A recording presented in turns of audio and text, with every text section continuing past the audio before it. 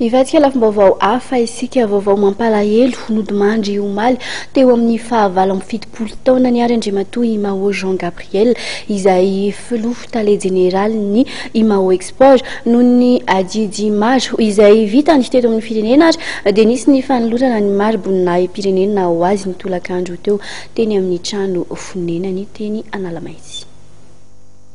Nosalorana ny mari-boninahitra commandeur de l'ordre national ny filoha général ny Imao Export Imao Jean Gabriel izay nodimandry omaly.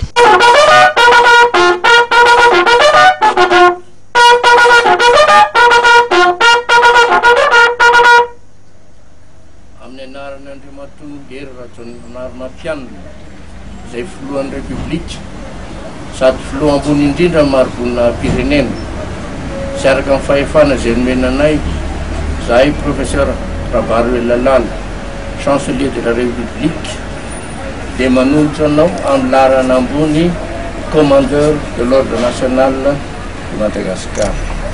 Raha ny fijoroana vavolombelona nataon'ny fianakaviany dia nitondra anjara biriky lehibe teo amin'ny sehatry ny fandrarahana ny tenany. Andriamatoa Imao Jean Gabriel dia natondra anjara biriky lehibe tokoa teo amin'ny firenena malagasy teo amin'ny sahan'ny fandraharana.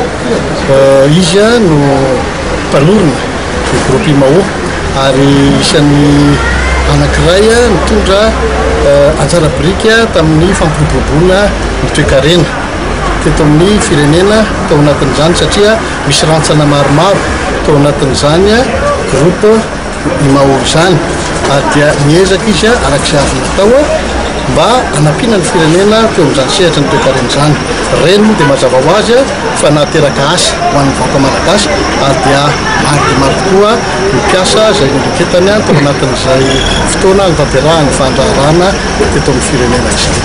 Amin'ny ankapobeny Andriamatoa Imao Jean Gabriel fantatsika vahiny moa izy fa tena narevoltany tanteraka teto amin'ny nosy izy ary dia isan'ny anankiray na eo amin'ny mpiaramonina aminy na teo amin'ny mpiara-miasa aminy na teo amin'ny sehatra natanterahany fandraharana dia olona tena nahay mifandray tamin'ny olona maro tokoa izy.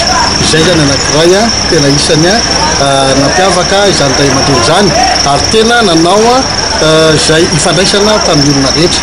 Izy ny fanaovam-beloma farany izay ho tanterahana ao amin'ny FJKM Analamaitsy ny talata ho avy izao mialohan'ny anatanterahana ny fandevenana eny Ambohidahy Ambohimanga.